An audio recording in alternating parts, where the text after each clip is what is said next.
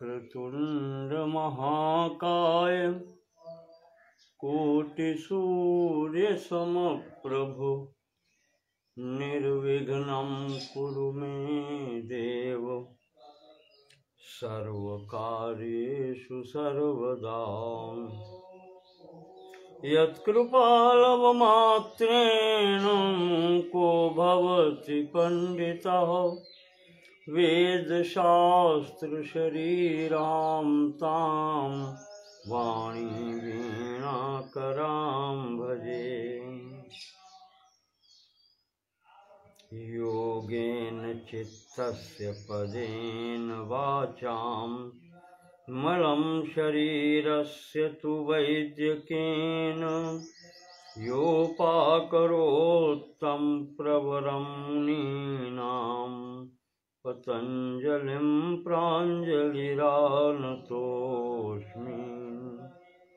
ॐ पूर्णमदः पूर्णमिदं पूर्णात् पूर्णमुदच्यते पूर्णस्य पूर्णमादाय पूर्णमेवावशिष्यते।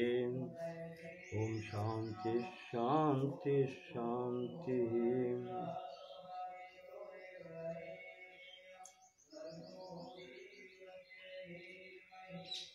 महर्षि पतंजलि कृत योग दर्शन के संबंध में पिछले दिनों से बात चल रही है। इसके प्रथम भाग समाधिपाद के अंतर्गत कल मैंने आपको बतलाया कि चित्त की वृत्तियों का निरोध अभ्यास और वैराग्य के द्वारा होता है।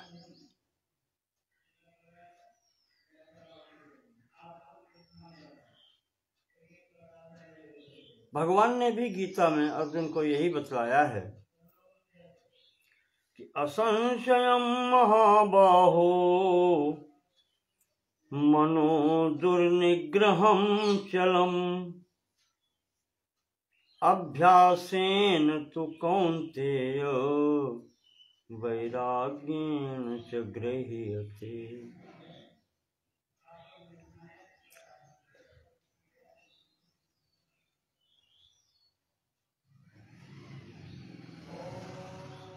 मन बहुत चंचल है, चित्त चंचल है।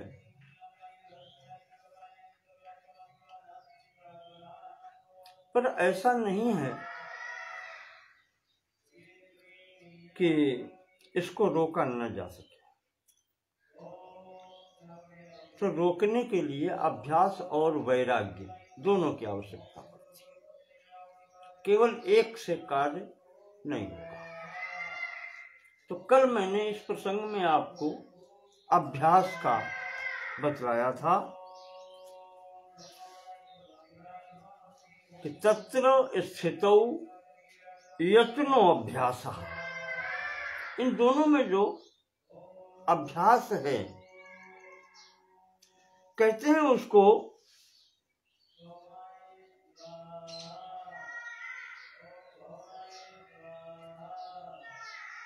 यत्न करना ही अभ्यास है।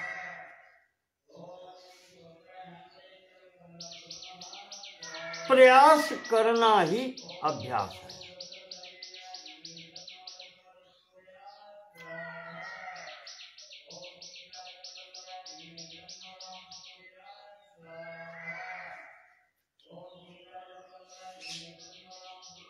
और फिर अगले सूत्र में 14वें सूत्र में कहते हैं, कल मैंने अभ्यास के संबंध में काफी कुछ आपको बतलाया, उससे आगे बढ़ते हैं। अभ्यास की जो स्थिति है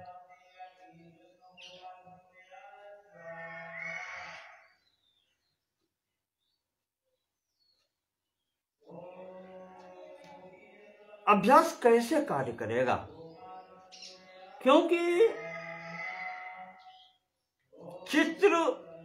चित्त जो है, अंतःकरण जो है वो त्रिगुणात्मक है। रजोगुण तमोगुण के कारण जो इसमें पुराने संस्कार पड़े हैं,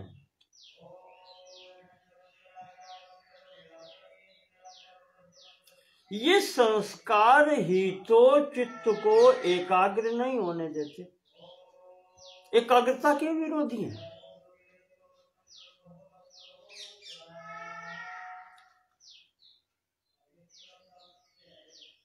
और इसके लिए ही अभ्यास करना है।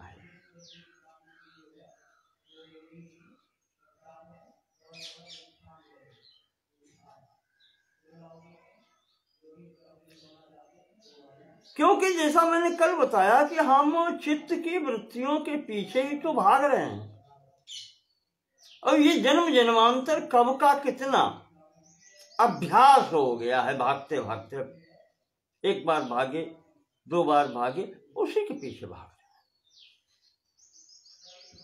तो उस अभ्यास को समाप्त करने के लिए दूसरा अभ्यास करना पड़ेगा। और वो कैसा होना चाहिए, वो सूत्र में बतला रहे हैं।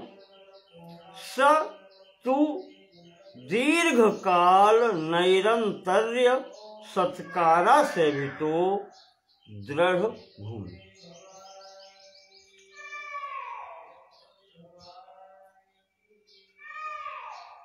सत्तु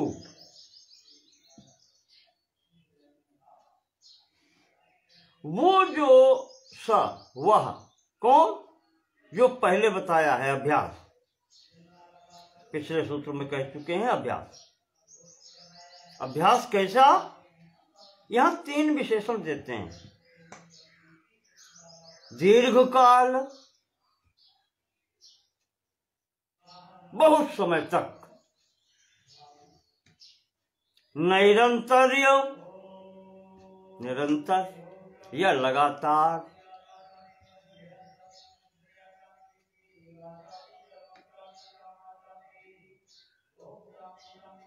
कोई व्यवधान नहीं होना चाहिए, लगे रहो निरंतर। सत्कारा सेवित, सत्कार पूर्वक सेवन करते हुए,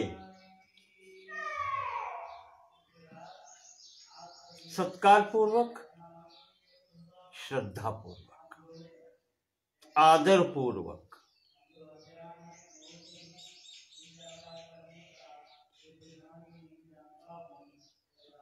जब तक श्रद्धा नहीं होगी, आदर नहीं होगा,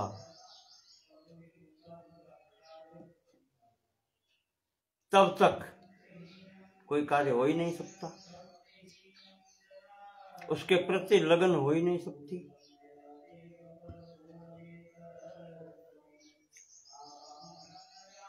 तो इस अभ्यास के लिए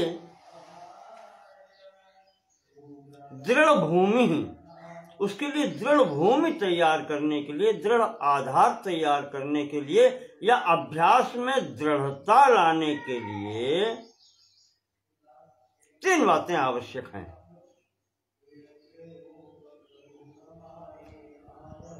प्रयत्न काल की अपेक्षा न करके लगे रहो, निरंतर लगे रहो। दीर्घ काल समय की अपेक्षा मत करो, लगे रहो। निरंतर व्यवधान रहित होकर, कोई उसमें अवरोध नहीं आना चाहिए। और सत्कारा सेवित, श्रद्धा पूर्वक लगे रहो। तो ऐसी स्थिति में किया हुआ अभ्यास दृढ़ होता है।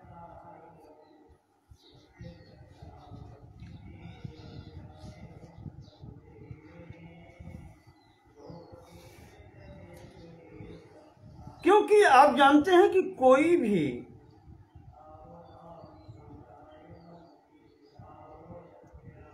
पढ़ने पढ़ाने का ही ले लीजिए कार्य, अगर ये निरंतर प्रक्रिया नहीं चलेगी, अभ्यास निरंतर नहीं होगा,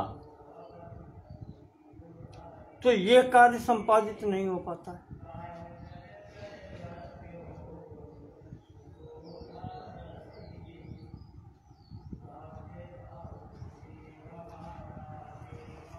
और ये अभ्यास अगर दृढ़ न हो तो कभी कभी तो ये होता है कि लगता है कि हाँ सब ठीक है, पर जरा सी हवा लग गई कि अपनी जगह से हिल जाता है।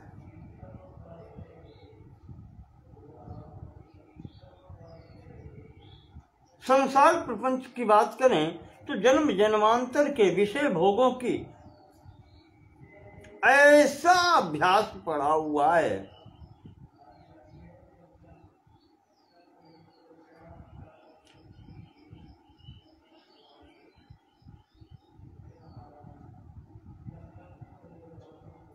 कि ऐसी स्थिति आती है कि लगता है कि मुझे वैराग्य हो गया, अब मुझे किसी की आवश्यकता नहीं।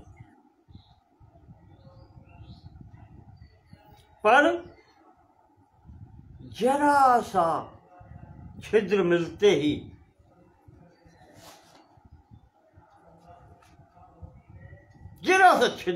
ही सब शिथिल हो जाता है।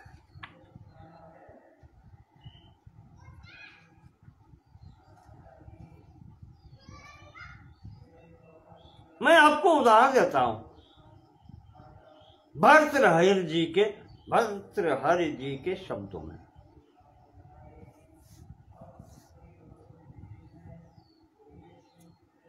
संभवतः श्रृंगार शतक का है, फिर भी उससे भी शिक्षा लेने की आवश्यकता है। कहते हैं विश्वामित्र पराशर प्रभृतयोः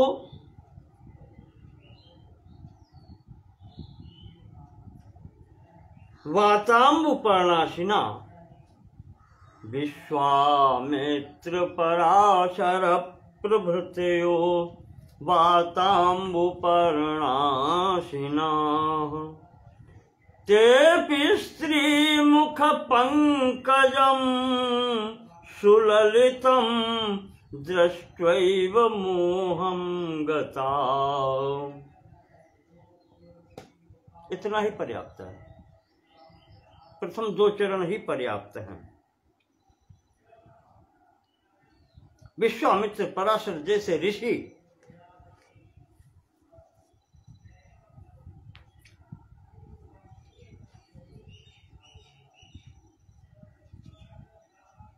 निरंतराभ्यास दृढ़ीकृतानाम,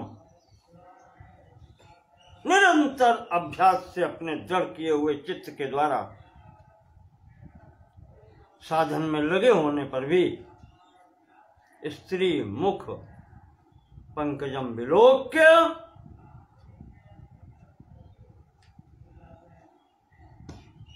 मोहम गता,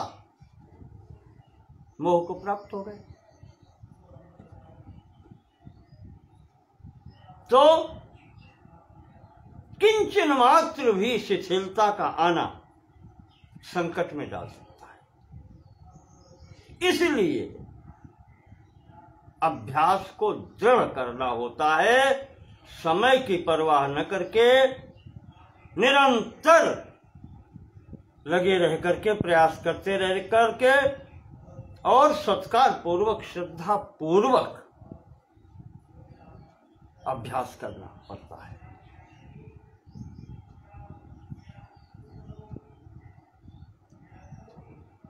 तब इसकी सिद्धि होती है।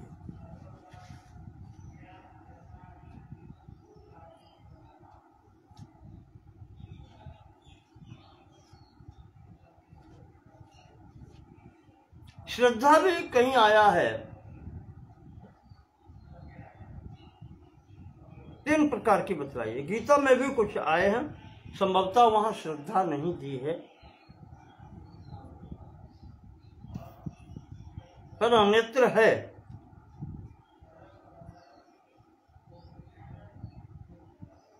श्रद्धा सात सात्विकी ज्ञेया विशुद्ध ज्ञान मूलिका। वो श्रद्धा सात्विक है जो विशुद्ध ज्ञान पर आश्रित है। विशुद्ध ज्ञान मूलक श्रद्धा सात्विकी श्रद्धा है। प्रवृत्ति मूलिका चैव जिज्ञासा मूलिका परा। और जो रजोगुणी श्रद्धा है,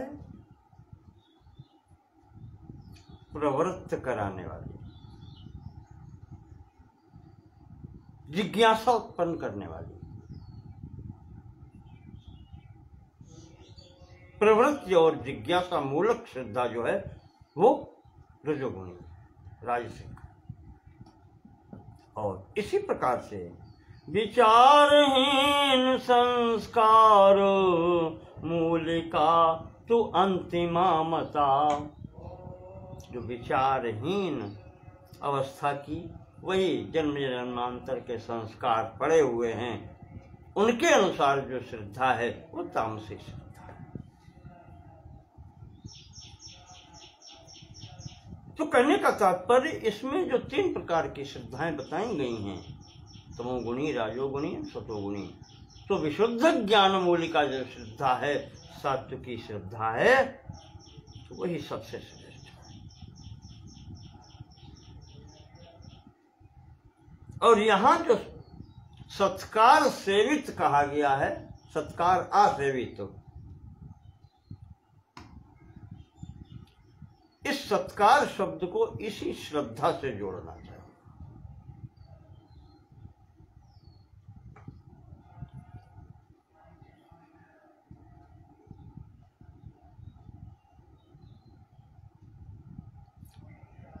तो इस प्रकार से महर्षि पतंजलि कह रहे हैं कि अभ्यास में समय का बंधन नहीं होता, समय को विचार नहीं करना चाहिए और निरंतर लगे रहना चाहिए तथा श्रद्धा पूर्वक लगे रहना चाहिए। तब ये अभ्यास सफल होता है।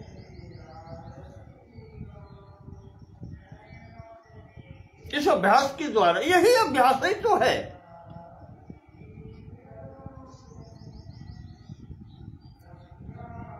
कि एक नट रस्सी के ऊपर चलना सीख जाता है, हवा में कलाबाजियां करना अभ्यास से तो होता है। अरे इस अभ्यास के बल पर तो जंगली पशु, खूंखार जानवर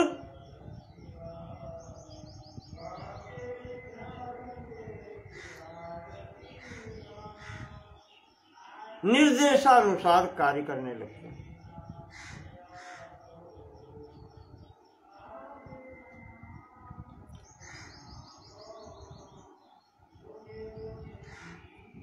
अभ्यास करके ही तोता जैसा पक्षी राम राम बोलने लगता है। अभ्यास का ही तो है परिणाम।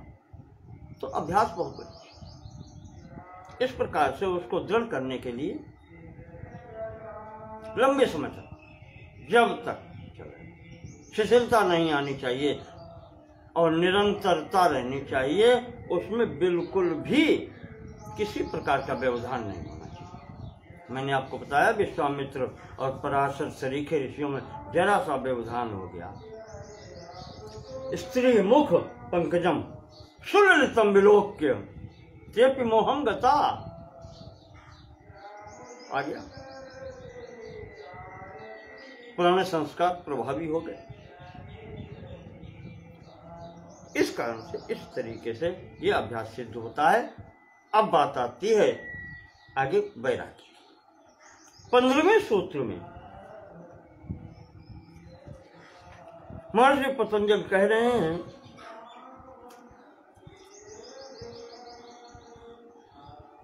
कि दृष्टानुश्रविक विषय वितृष्णस्य वशीकार संज्ञा वैराग्य।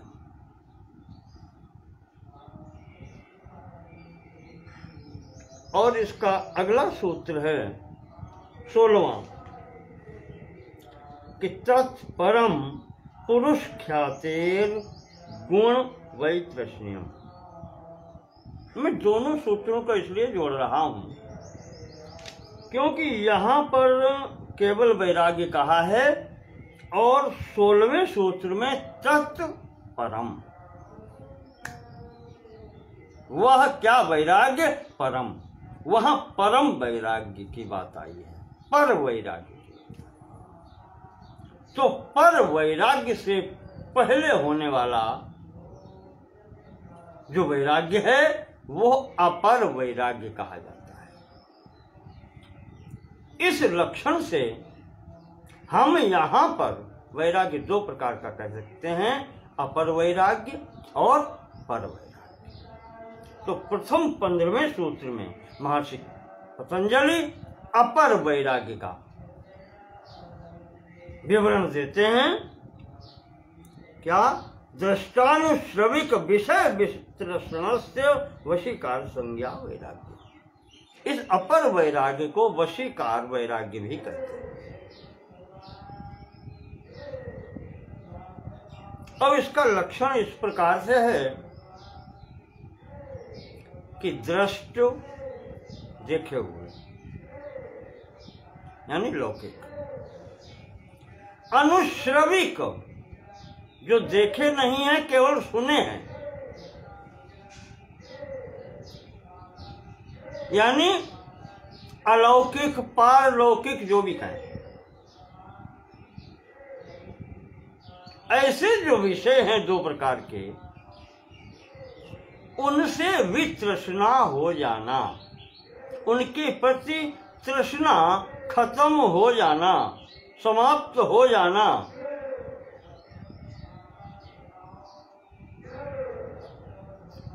ऐसा वैराग्य वशीकार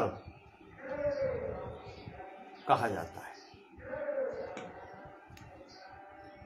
दो चीजें बताएंगे। दृष्ट में क्या आता है? जो देखा हुआ हो यानी इंद्रिय गोचर। इंद्रिय गोचर में क्या क्या आता है? इंद्रियां 5, ज्ञान इंद्रिय, तो शब्द स्पर्श रूप रस और गंध, इनसे ही बंधना होता है ना।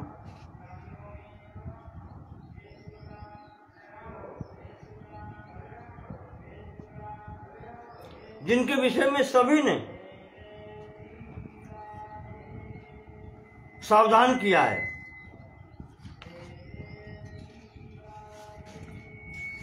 सभी ने का तात्पर्य महापुरुषों ने कि 5 ज्ञानेंद्रियां जो हैं उनके जो विषय हैं उनसे सावधान रहने की आवश्यकता है।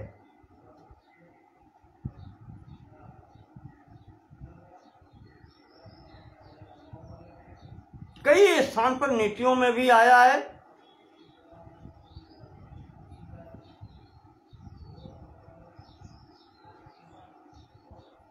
भगवत्पाद शंकराचार्य जी ने भी निर्देशित किया है।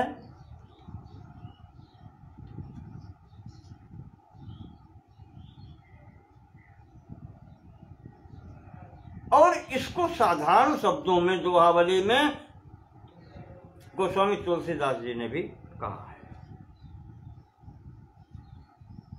नित्य में है, शुक्र नित्य में भी है और अन्यत्र भी है।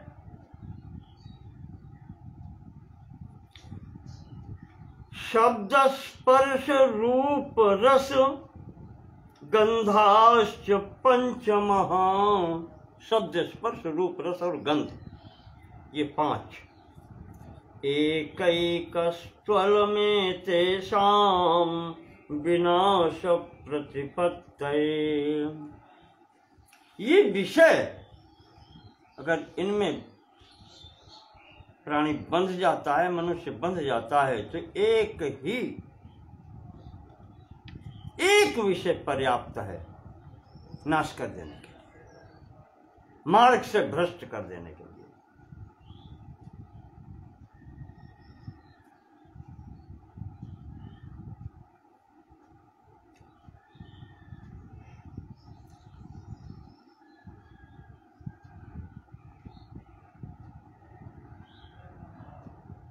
तुलसीदास ने भी लिखा है दोहावली में, तुलसी वे कैसे जिए जिनके लागी पांच। तो मनुष्य के पास तो ये पांचों हैं, जिनके पास एक एक है वो मारे जाते हैं। शब्द सुनना, वंशी का नाद सुनना हिरण को बंधन में डाल देता है, उसके प्राण संकट में डाल देता है।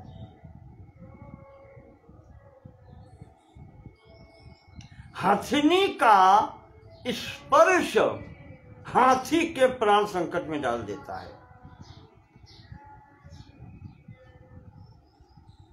दीपक का स्वरूप पतंगे को के प्राण संकट में डाल देता है।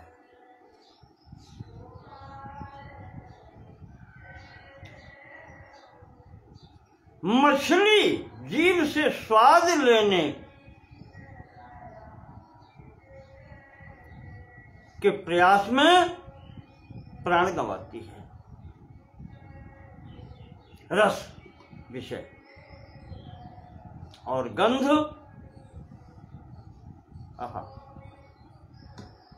भंवरा आकर्षित होकर कमल के गंध में अंदर बंद हो जाता है। और आपने भरथर का वो भी सुना होगा कि हा हंत हंत नलिनी गज उज्जहार। भंवरा उस कमल के भीतर बंद हो जाता है रात में, और हथनी आई, उसने उठा करके उखाड़ दिया या चबा दिया। तो ये पांच विषय जिनके पास एक एक हैं, उन प्राणियों को संकट में डाल देते हैं। तो तुलसी वे कैसे जिए जिनके लागी पांच। इस मनुष्य के तो पांच के पांचों हैं। एक ही कस्तरम एतेषाम एक ही कह तू अलम। अरे एक ही पर्याप्त है विनाश प्रतिपत्तये, विनाश कर देने के लिए।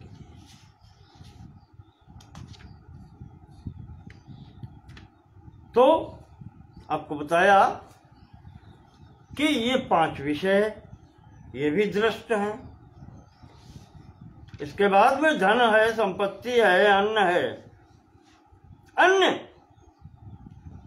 खाद्य पेय पदार्थ हैं, भोज्य भोग्य, स्त्री रत्न रथाधिक, ऐश्वर्य राज्य, ये सब दृष्ट भोग है, दृष्ट विषय, लौकिक विषय इनको कहते हैं। सब लौकिक है।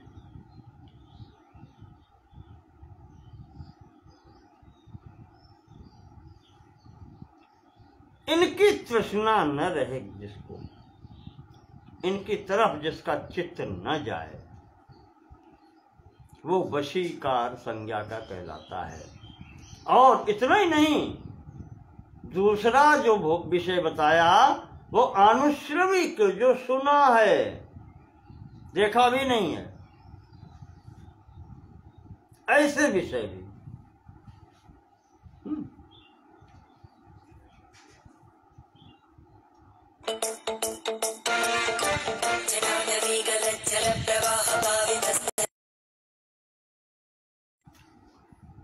तो आनुश्रविक की बात कर रहे थे, जो सुना है देखा नहीं।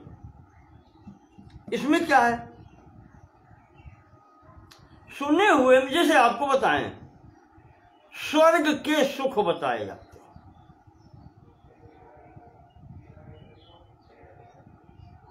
स्वर्गीय सुख सुने हैं क्यों? वेद शास्त्र ये सब निरूपण करते हैं।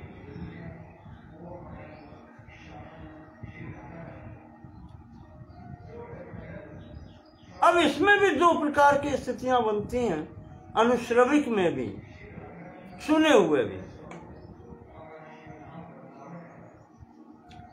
एक तो ऐसे लोक में ऐसे लोगों के बीच में रहना, ये स्वर्ग लोक का वैभव।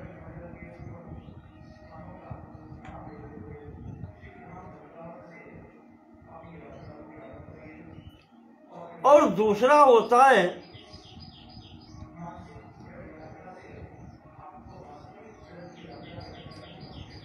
वहां प्राप्त होने वाली दिव्य विभूतियां, जिसका तीसरे विभूति पाद में वर्णन आएगा, अष्ट सिद्धियां, नवनिधियां,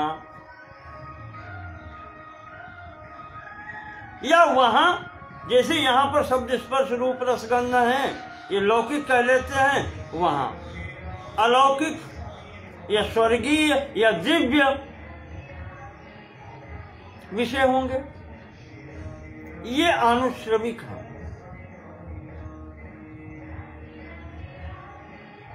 अनुश्रविक विषय वो जो वेद शास्त्र आदि में कहे गए हैं, हमने सुने हैं।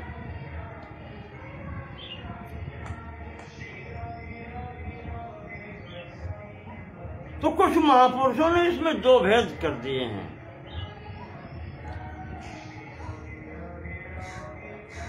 एक शरीरांतर वेद्य अनुश्रविक, जिसके अंतर्गत देवलोक है, स्वर्ग है,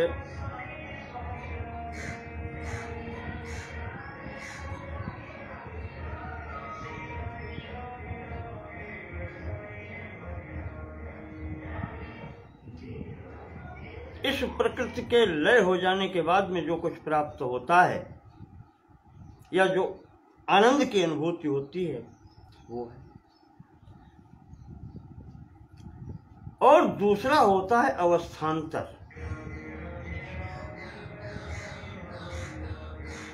अवस्थान्तर उसके अंतर्गत ये सामग्री अलग से आती है, जो मैंने कहा, अष्ट सिद्धि, नवनिधि और दिव्य गंध सुगंध, ये सब चीजें ये उसके अंतर्गत आती है। तो संक्षेपतः हम कहेंगे, जो देखे हुए जो इंद्रिय गोचर विषय भोग हैं, इनसे, और जो देखे नहीं हैं, केवल कानों से सुने हैं, ऐसे विषय भोगों से जिनका वैराग्य हो गया है, जिन्हें वितृष्णा हो गई है, प्राप्त करने की इच्छा नहीं रह गई है, या त्याग की भावना जिनके प्रति उत्पन्न हो गई है, ऐसा वैराग्य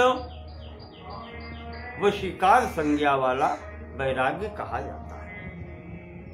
वशीकार नाम का वैराग्य कहलाता है, और यही अपर वैराग्य भी कहा जाता है।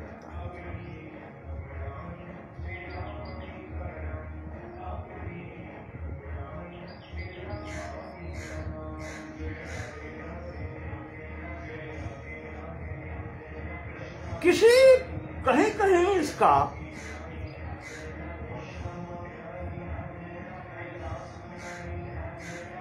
इस अपर वैराग्य का धीर शब्द में भी प्रयोग हुआ है, क्योंकि मुझे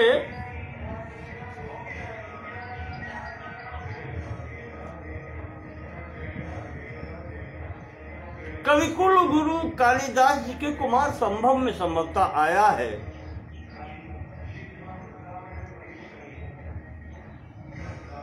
विकार हेतौ सति विक्रियन्ते येषां न चेतांसि त एव धीराः। विकार के समस्त हेतुओं के उपस्थित होने पर भी जिनके चित्त में विकार नहीं आता है, वही धीर पुरुष कहलाते हैं। और चित्त में विकार किनके कारण आता है? इन विषय भोगों के कारण आता है। विकार का हेतु यह विषय भोग वासनाएं ही तो है।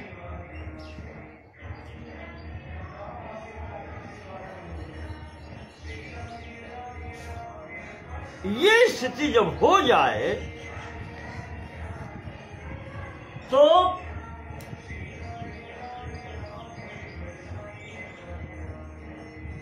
जैसा सुख के बारे में है ऐसे दुख के संबंध में भी है। सुख दुख एक ही बात है। मैंने आपसे कहा था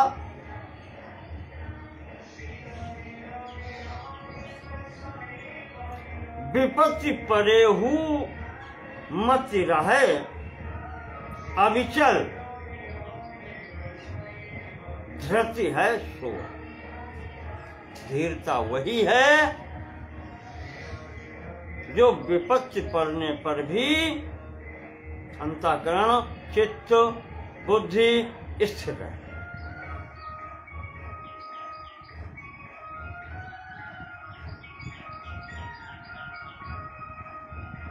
आपदि संपदि तुल्या धैर्याद भवन्ति ते धीरा।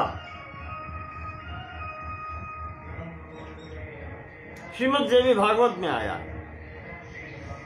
आपत्ति में भी और संपत्ति में भी जो व्यक्ति अविचल रहे वही धीर है।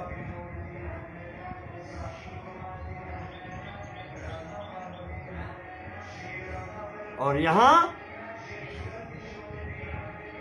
इस वैराग्य को, इस वितृष्णा को वशीकार संज्ञा का वैराग्य है।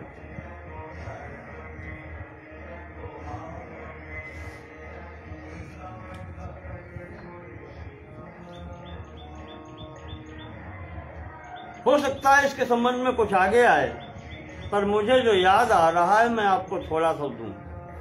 इस वशीकार वैराग्य के क्रमशः 4 चरण होते हैं। इनका उल्लेख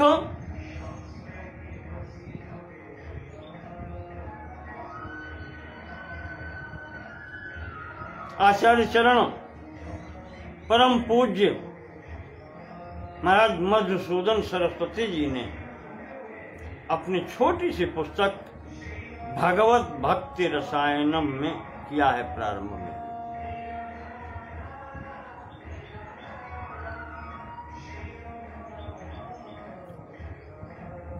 इस वशीकार संज्ञा के 4 चरण होते हैं। प्रथम चरण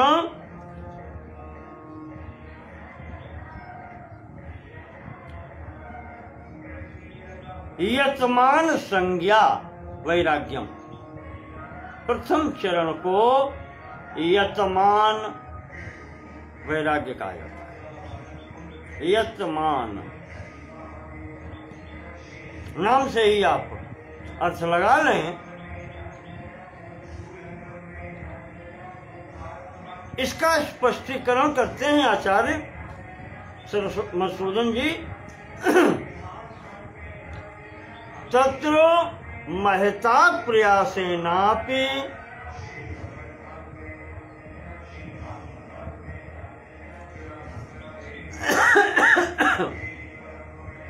चित्त दोषान अवश्यम निराकरिष्यामि इति अध्यवसायात्मकम प्रथमम यतमान संज्ञा वैराग्य। और उन्होंने इसको यहीं से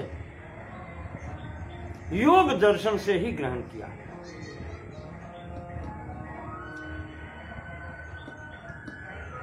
क्योंकि उन्होंने प्रारंभ ही इस प्रकार से किया है।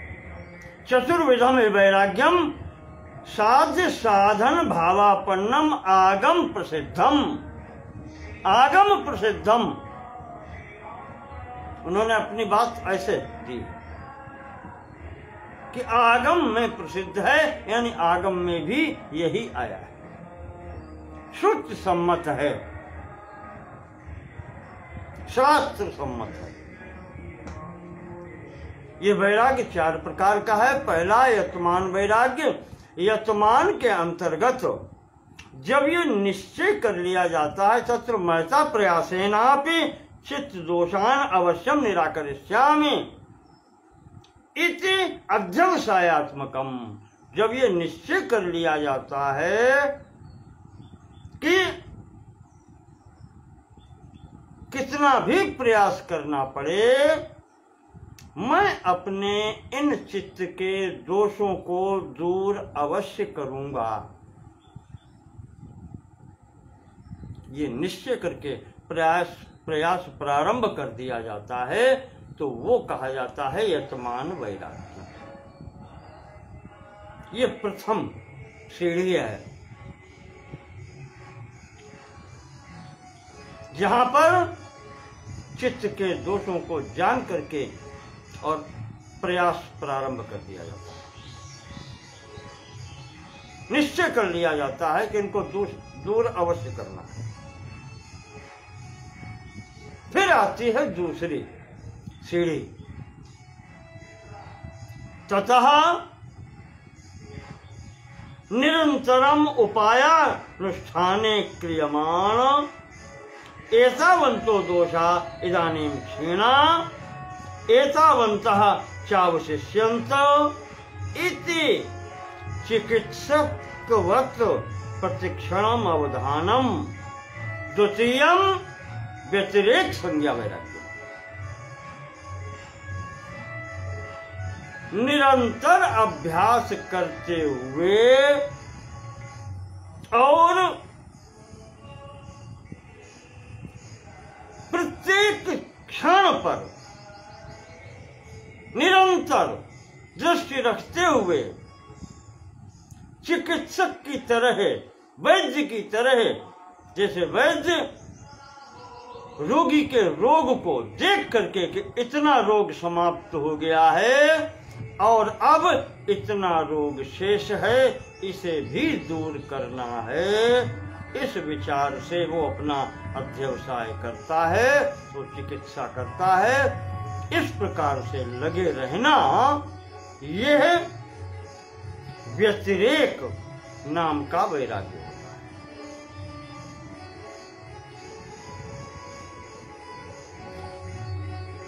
प्रयत्न करने के लिए उद्यतशील होना प्रथम यतमान हो गया।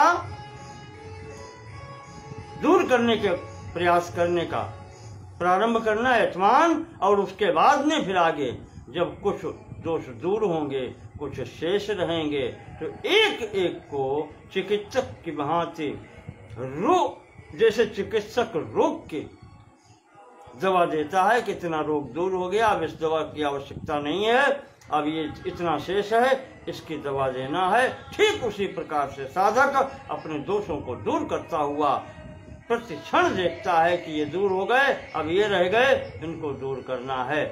इस अवस्था में जब ये होता है तो ऐसी स्थिति में यह व्यतिरेक संज्ञा का, व्यतिरेक नाम का वैराग्य कहलाता है। 2 चरण हो गए। इससे थोड़ा और आगे बढ़ते हैं।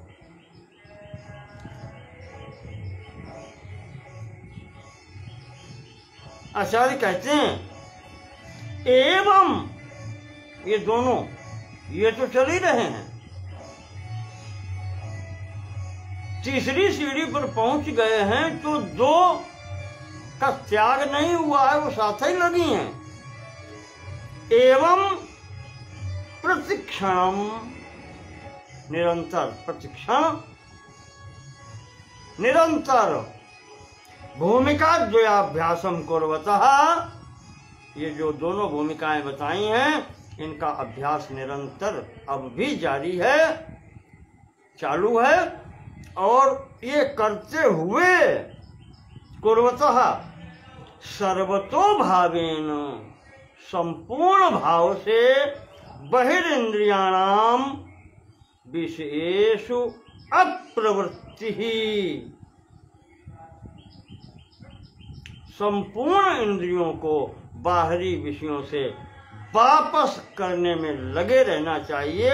और जब ये भी हो जाए, या अंतःकरणे वासनायाम सत्यामपि,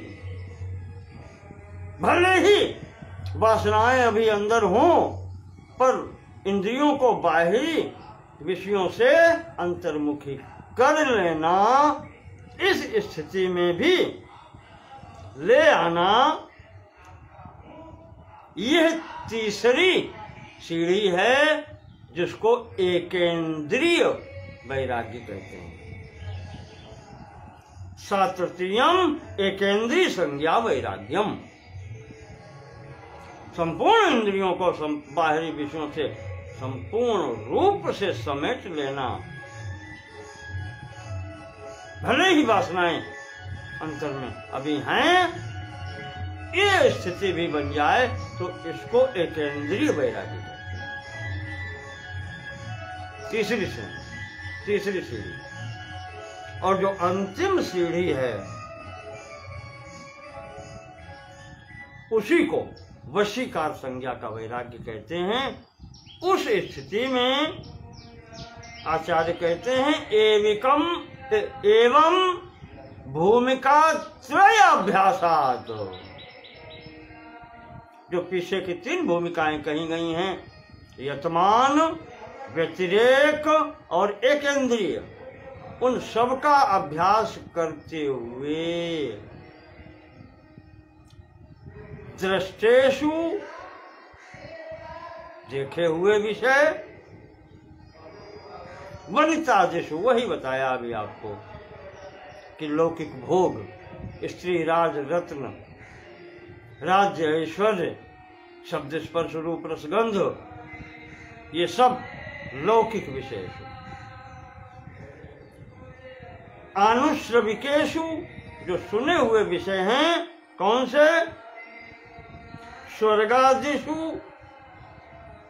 स्वर्ग इत्यादि जो बताए आपको, दिव्य भोग। च इंद्रियैर्गृह्यमाणेषु अपि, जो इंद्रियों के द्वारा ग्रहण किए जाते हैं, उनमें भी दोष दर्शन परिपाक जन्या, उनमें भी दोष दर्शन करते हुए उनके परिणाम स्वरूप परिपाक जन्या, दोष दर्शन जब हो जाता है तो उसके फलस्वरूप क्या होता है? वैराग्य। दोष दर्शन परिपाक जन्या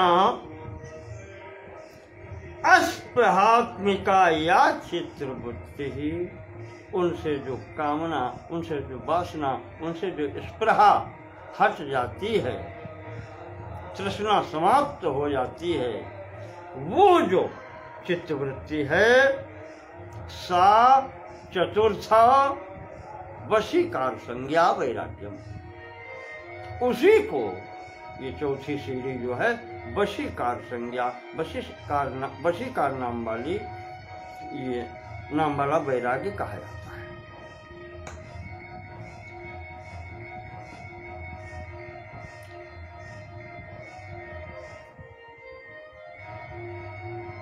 यहाँ दोष दर्शन परिपाक जन्या, जितने भी दृष्ट और अनुश्रविक देखे हुए या सुने हुए भोग हैं, उनके प्रति दोष दर्शन हो जाए। कैसे?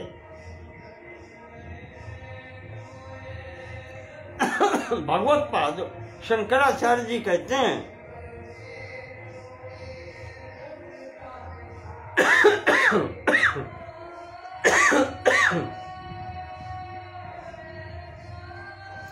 वो कहते हैं, यथैव काकविष्ठायाम वैराग्यम, जैसे कौवे की विष्ठा से वैराग्य होता है, ऐसा वैराग्य हो जाए। संपूर्ण विषय भोग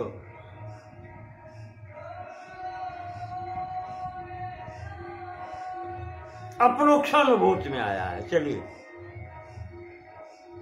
भगवत पाद पूज्यपाद आदि शंकराचार्य जी ने कहा है वहां कि ब्रह्मादि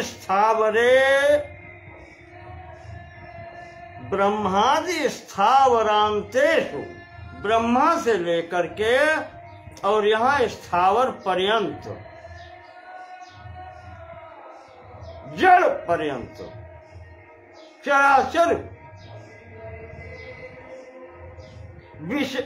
विशेष स्वनुवैराग्यम, समस्त विषयों के प्रति जो वैराग्य हो वो कैसा हो, यथैव काकविष्ठायाम वैराग्यम तद्धि निर्मलम, जैसे कि कौवे की विष्ठा के प्रति हे दृष्टि हो जाती है,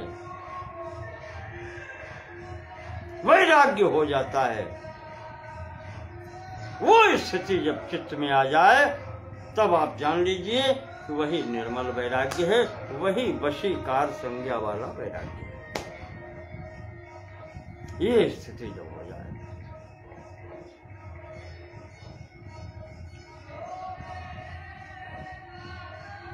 जेहि तेहि विधि संसार दुख, देखत उपजई खेद। ये तो सांसारिक बात है। ऐसे ही अलौकिक स्वर्ग आदि के संबंध में भी स्थिति हो जाए, जेहि तेहि विधि संसार सुख, देखत उपजय खेद, उदासीनता जगत सो कहिए निर्वेद।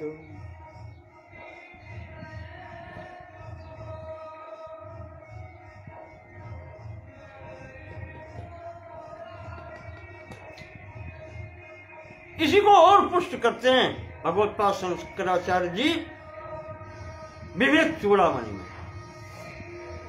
तद्वैराग्यम, वैराग्य क्या है?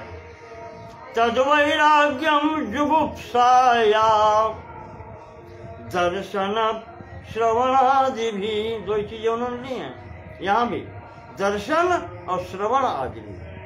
दृष्टु विषय भोग और अनुश्रविक विषय भोग, इनसे जुगुप्सा, जुगुप्सा कहने का मतलब वही वैराग्य होना, वितृष्णा होना या हे भावना होना।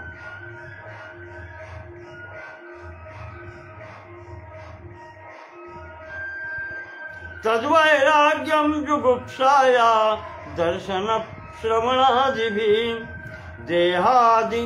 देह आदि ब्रह्म पर्यंतम, देहादि ब्रह्म पर्यंते हे नित्य भोग वस्तुनि। यहाँ से उस ब्रह्म पर्यंतम उन्होंने तो पूरा ले लिया, वहां तक जो भी भोग वस्तु दिखाई पड़ती है उनके प्रति जुगुप्सा हो जाए, यथैव काक विष्ठाया, बिल्कुल उसी तरीके से हे हो जाए, काक विष्ठा के तरीके से।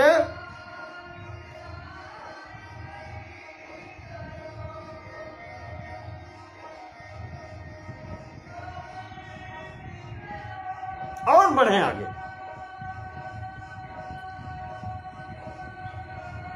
पंचदशी में हमारे श्रृंगेरी पीठ के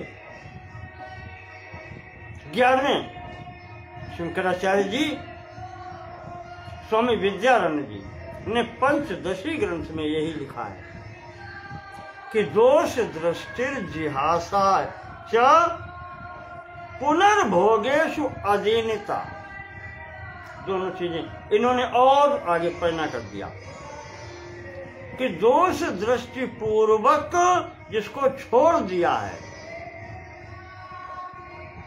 और पुनर्भोगेशु अधीनता, फिर उसमें उसके प्रति कोई पुनः इच्छा न हो कि ये पुनर्प्राप्त हो जाए, वो भी समाप्त हो जाए। जैसे व्यक्ति मल छोड़ने के बाद में क्या उस ओर देखता है,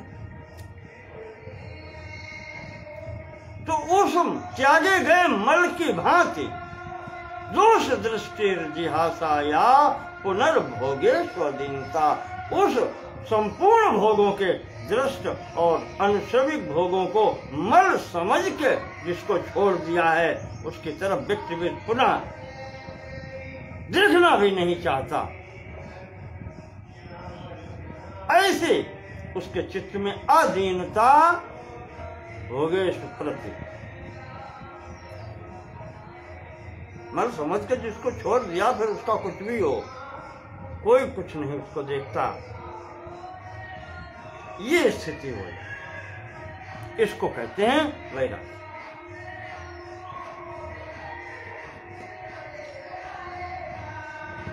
अब महर्षि पतंजलि कहते हैं क्योंकि वशीकार संज्ञा में भी कहा गया है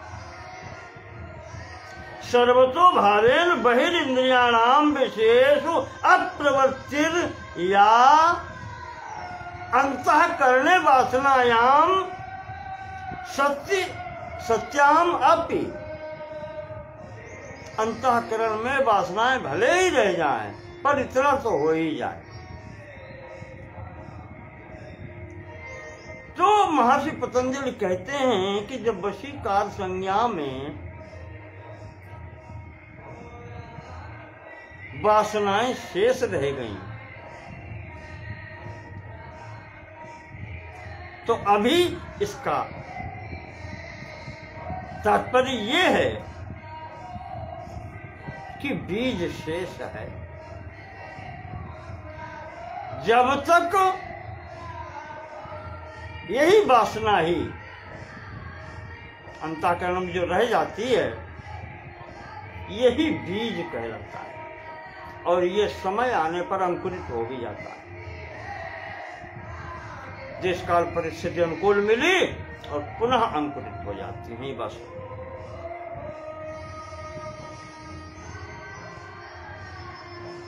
जैसा कि भगवान ने गीता में भी कहा है,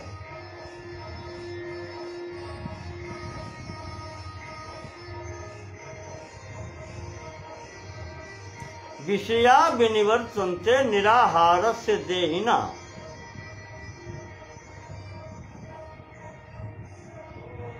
जब इंद्रियां वापस लौट जाती हैं तो विषय समाप्त हो जाते हैं,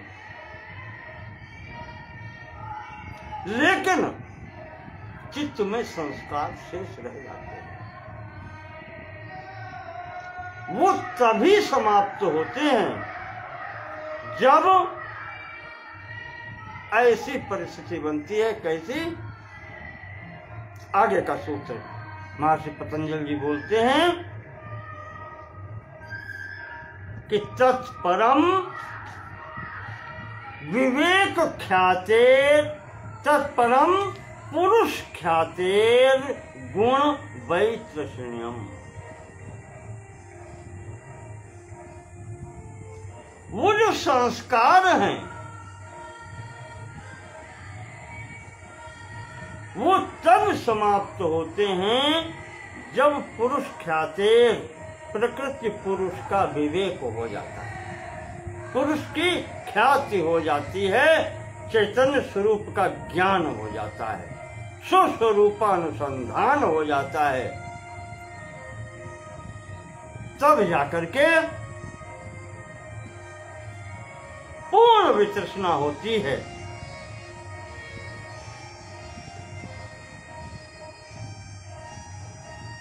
उस अवस्था को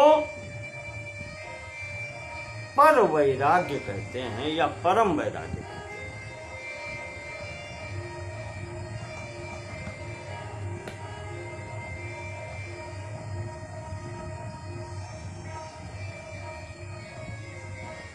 कहिए तात सो परम विरागी, त्रिणसम तीन लोक सुख त्यागी।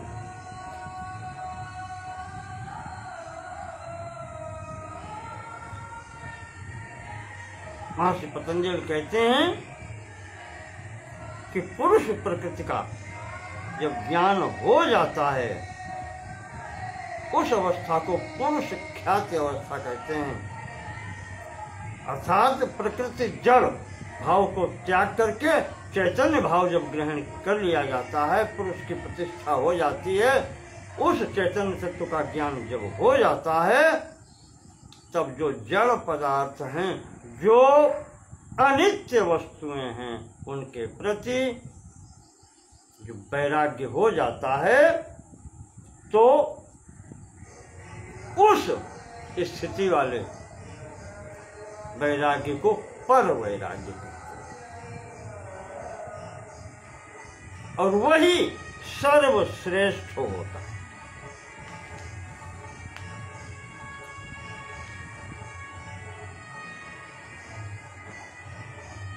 इससे पहले जो 15वें सूत्र में दृष्टानुश्रमिक विषय वितर्षणस्य वशीकार संज्ञा वैराग्य बताया, वो वशीकार संज्ञा वैराग्य जितना है वो अपर वैराग्य कहलाता है।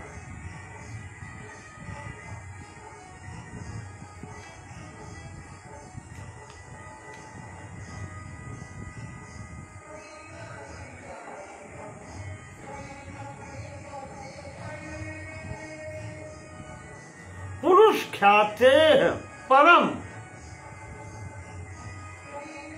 प्रकृति पुरुष के विवेक के बाद में, पुरुष का की प्रतिष्ठा हो जाने के बाद में, उसका अनुभव हो जाने के बाद में, तदनंतर यश गुणेषु वैतृष्ण्यम, गुणेषु शब्दादिषु विषयेषु वितृष्णम वैतृष्ण्यम या वैराग्यम,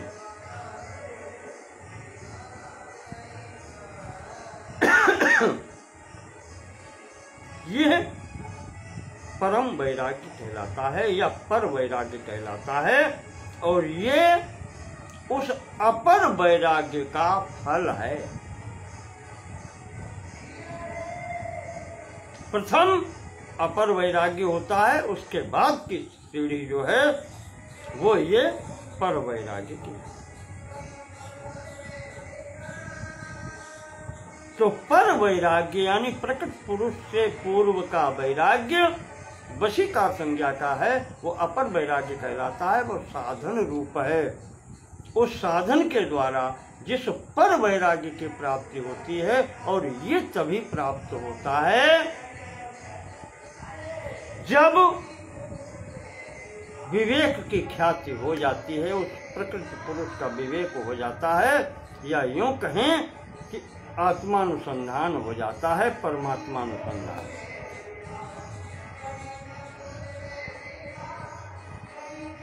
मुंडक उपनिषद में एक आया है, संभवतः आचार्य भगवत्पाद शंकराचार्य ने विवेक चूड़ामणि के अंत में भी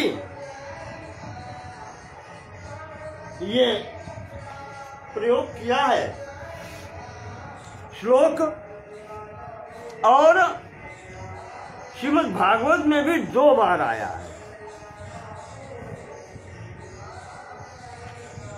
भिद्यन्ते हृदय ग्रंथि छिद्यन्ते, भिद्यन्ते हृदय ग्रंथि छिद्यन्ते सर्व संशयाः,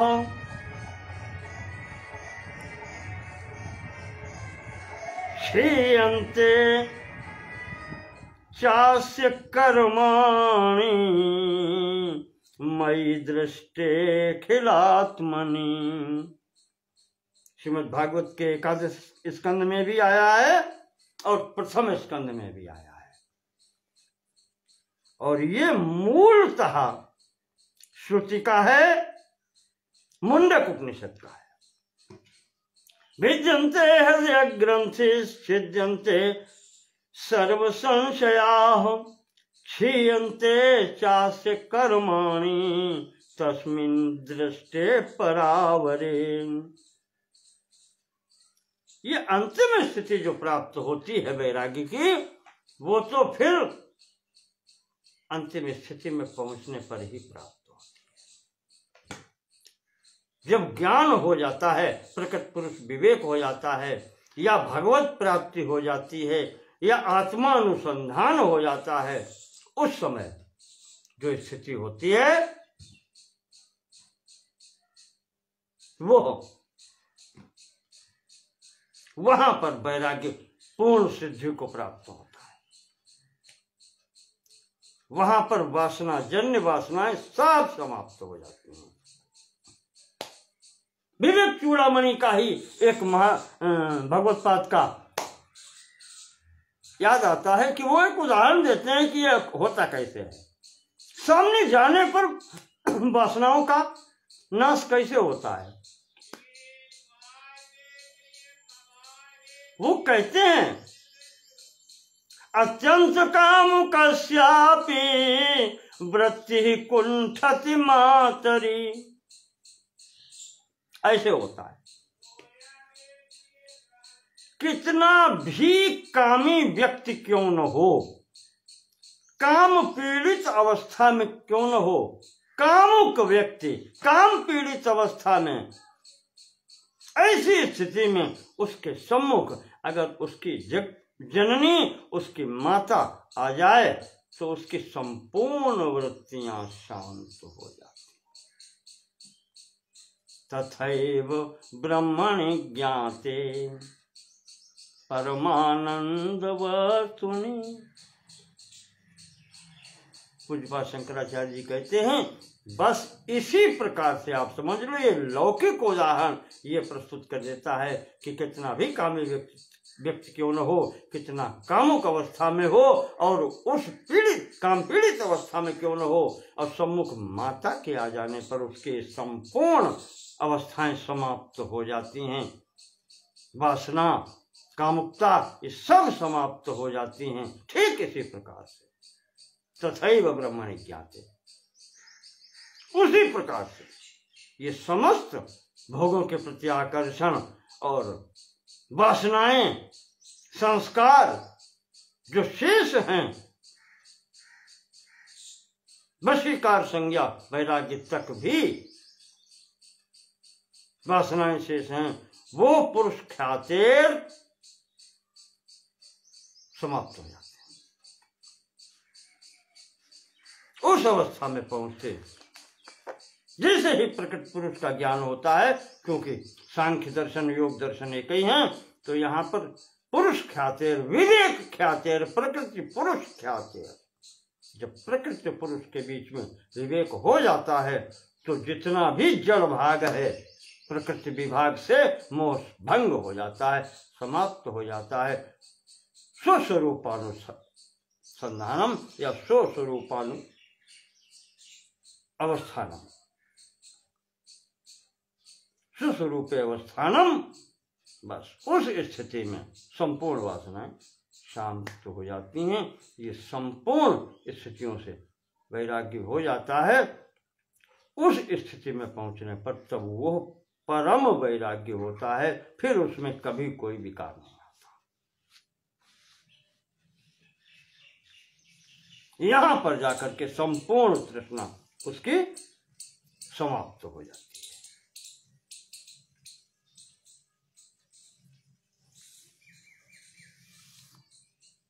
बहुत उदाहरण है, कहा क्या ये स्थिति प्राप्त करने के लिए भगवत्पाद शंकराचार्य जी ने ही अपने ग्रंथ प्रबोध सुधाकर में लिखा है।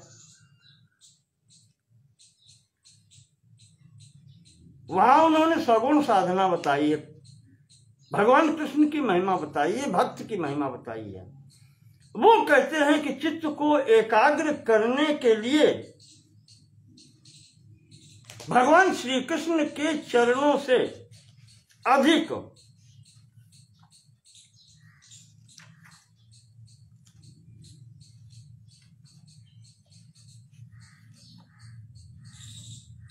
अन्य कोई वस्तु है ही नहीं। ध्यान करना है तो उन्हीं के चरणों का ध्यान करो, हर जगह से हट करके आपके चित्त की स्थिरता हो जाएगी।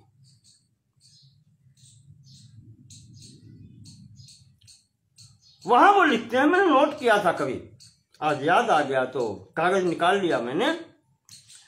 प्रबोध सुधाकर में उन्होंने लिखा है कि शुद्ध्यति ही न अंतरात्मा कृष्ण पदाम्भोज भक्तिमृते। कृष्ण के चरण कमलों की भक्ति के बिना अंतरात्मा की, अंतःकरण की शांति नहीं होती, अंतरात्मा शुद्ध नहीं होती।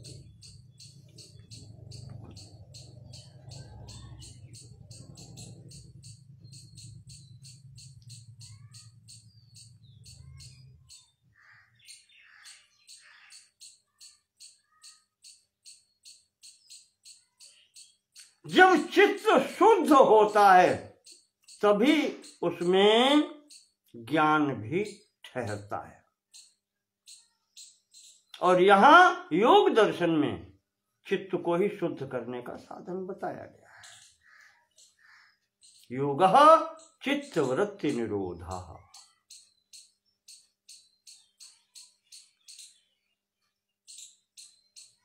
स स्थिरः स्याद् यदि चित्तम शुद्धिमुपयाति।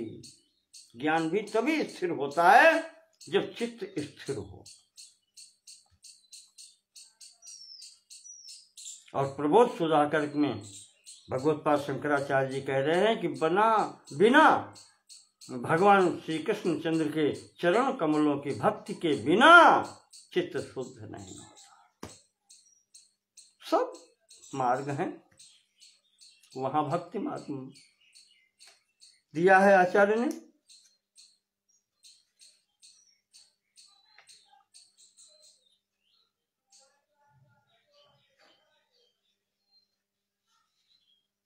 विस्तार हो जाएगा, बहुत कुछ है, यहीं तक। एक